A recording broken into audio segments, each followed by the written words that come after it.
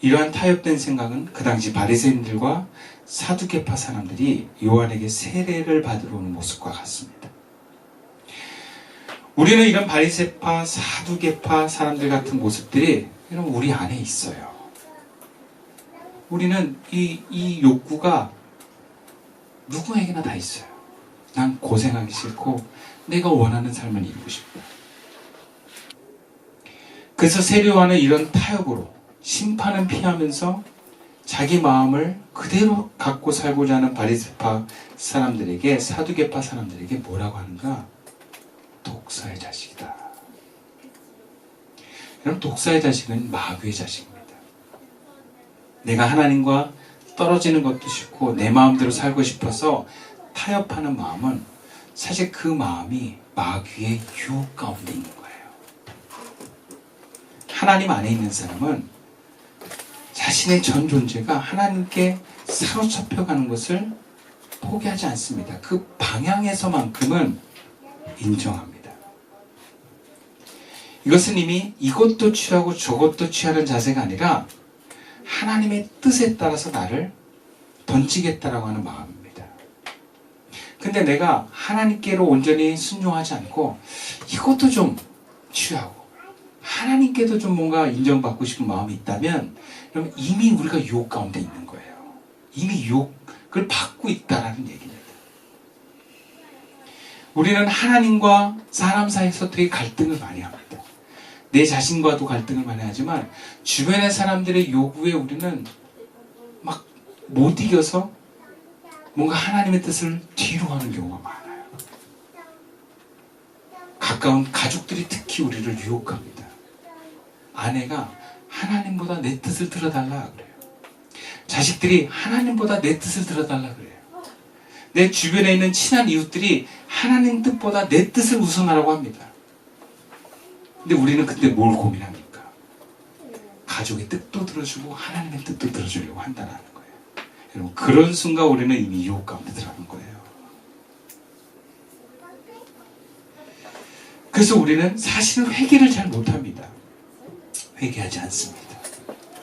근데 문제는 그렇게 회개가 되지 않았으면서도 회개가 된지도 모른다라는 거예요.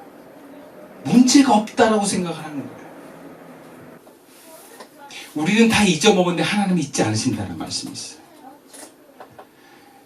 우리의 삶에서 여러분 우리가 얼마나 잘못한 게 많습니까? 우린 다 잊어먹고 무의식에 다 밀어넣어 버립니다.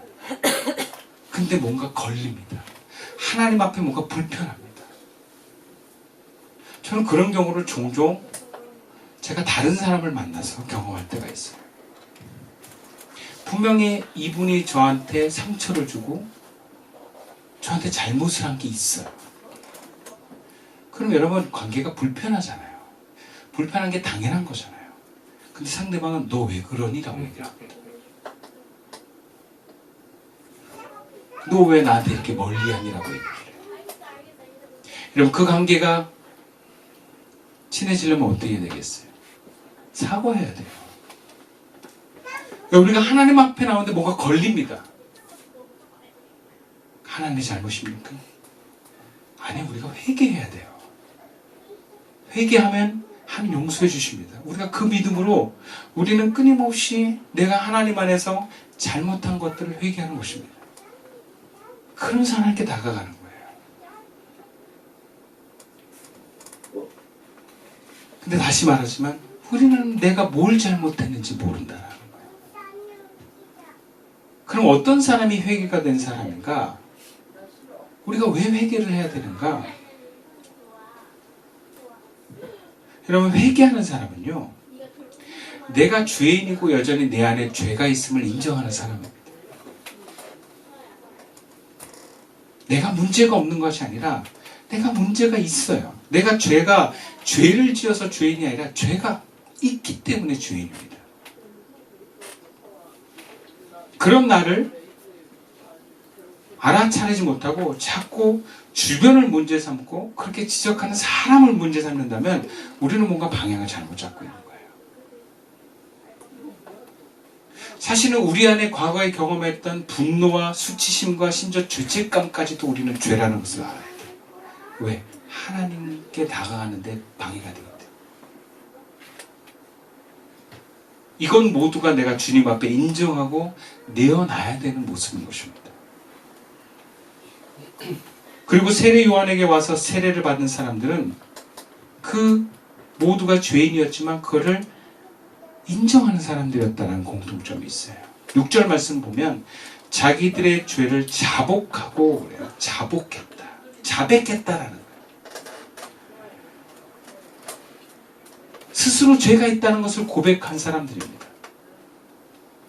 이런 죄를 고백하지 않고 온 사람들이 바리새인과 사두개인들이에요.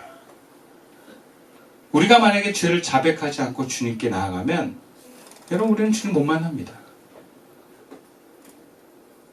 모르는 걸 어떻게 해요? 몰라도 못 만납니다. 찾아야 돼요. 그런 사람들. 내가 모른다고 없는 게 아니에요. 찾아야 돼요. 그리고 받아들여야 돼요. 그래서 회개는 죄를 발견하고 그것을 인정하는 것입니다. 그래서 어렵습니다. 내가 생각하기에 이게 잘못이 아닌 것 같은데 하나님 앞에 나가는 게 이게 문제가 된다면 여러분 그것은 인정해야 될 죄인 것입니다. 죄의 기준은 내가 아닙니다. 내가 판단하는 것이 아닙니다. 죄의 기준은 하나님의 판단에 있는 것입니다. 그래서 하나님 앞에 나아갈 때 뭔가 걸리면 내 생각이 아니라 하나님 걸 떠오르게 할 때 인정하는 거예요. 여러분 이것이 참 우리 안에서 어떻게 하나님이 우리를 발견하신가를 우리가 구체적으로 들어보면 깜짝깜짝 놀랄 때가 많아요. 여러분 이것을 아셔야 됩니다. 모든 우리에게 일어난 사건은 하나님 허락하신 사건이에요. 그리고 우리가 이미 구원받았고 하나님의 자녀되었기 때문에 하나님 앞에 나아가면 주의 영이 임합니다. 주의 말씀이 들립니다. 이건 자연스럽고 당연한 것입니다. 이것이 만약에 우리에게 없다면 하나님 앞에 회개하자라는 거예요. 죄책감을 갖고 뭔가 혼나야 되는 게 아니라 이걸 걷어내고 가자는 거예요. 씻고 가자라는 거예요. 청소하고 가자라는 것입니다. 회개는 그래서 중요합니다. 또 무엇보다 예수님은 죄가 없으신 분인데 세례를 받으셨어요. 그럼에도 세례 요한에게 세례를 받으신 것은 우리 때문입니다. 우리와 연결되기 위해서 예수님은 죄인으로 오셨습니다.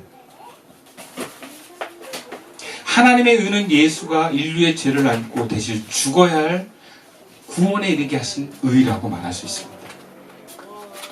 그래서 예수님이 죄인은 아닌데 죄인으로 세례를 받으신 거예요. 세례 요한한테. 우리랑 연결되게 하시려고. 그럼 우리가 예수님과 얘기가 통하고 예수님과 마음이 통하는 건 예수님이 죄인으로 오셨어요. 그래서 우리를 맞춰주는 거예요.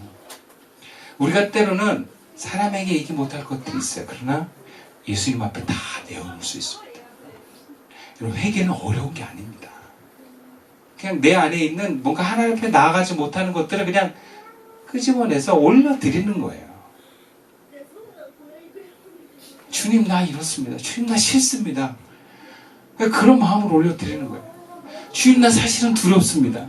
여러분 이런 죄된 모습을 올려드리고 또 다 보면 여러분 그것이 정리가 됩니다. 예수님이 도와주세요.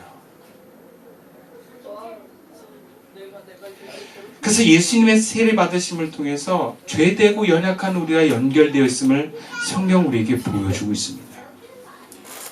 그래서 우리는 무엇을 잡아야 되는가? 내 안의 죄를 알아차리는 것이 중요합니다.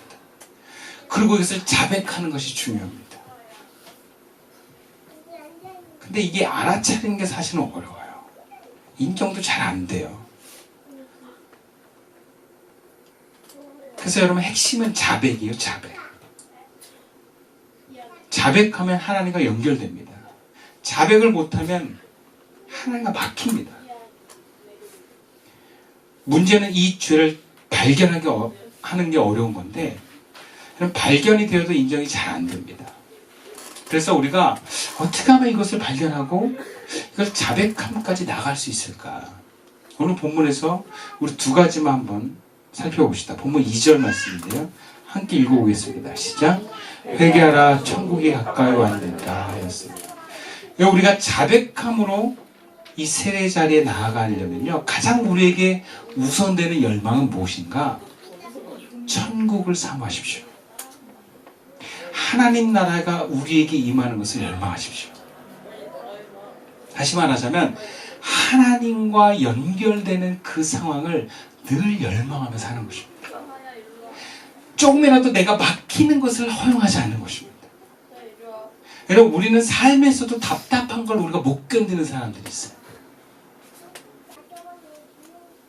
그런 것처럼 우리가 뭐 답답한 거 싫은 거 있잖아요. 여러분, 하나님과 연결되는 것이 우리에게 형통입니다. 반대로 하나님과 막히는 것이 답답함입니다. 여러분, 이 영적인 답답함을 우리가 굉장히 못 견딜 정도로 심각하게 보자라는 거예요. 그래서 늘 하나님과 연결이 되어 있는 상태. 뭐가 주님의 임재가 늘 느껴지는 상태. 주님 하면 주님이 왜? 라고 하는 것이 들려질 것 같은 그런 관계. 그럼 이것을 소망하는 것입니다. 여러분, 바리새인과 사두개인들이 왜 자백하지 않았습니까? 그는 이미 사람들로부터 존경과 지지를 받았습니다. 율법에 최선을 다해서 지키는 이 이미지가 그들에게 부여되고 있고, 사두개인들은 심지어 세상의 권력까지 쥐어져 있습니다. 기득권과 이미지를 포기하면서까지 죄를 자백할 이유가 없습니다. 이미 세상에서 만족하고 있습니다. 이들은 그 이미지만 놓지 않으면 됩니다. 권력만 놓지 않으면 돼요. 그러나 하나님과는 막혀있는 사람들이에요. 여러분, 우리가 사람들에게 좋은 평가를 받고 환경에서 안정된 것보다 더 중요한 것은 하나님과 형통한 것입니다. 사람들과 전혀 문제가 없는데 환경도 되게 안정적인데 답답하다. 여러분, 이것을 포기하지 마십시오. 이것은 다시 말하자면 늘 천국을 열망하십시오. 늘 마음에 하나님과 그 생명의 소통을 하는 것을 열망하십시오. 그런 사람들만이 죄를 찾아냅니다. 끝까지 찾아냅니다.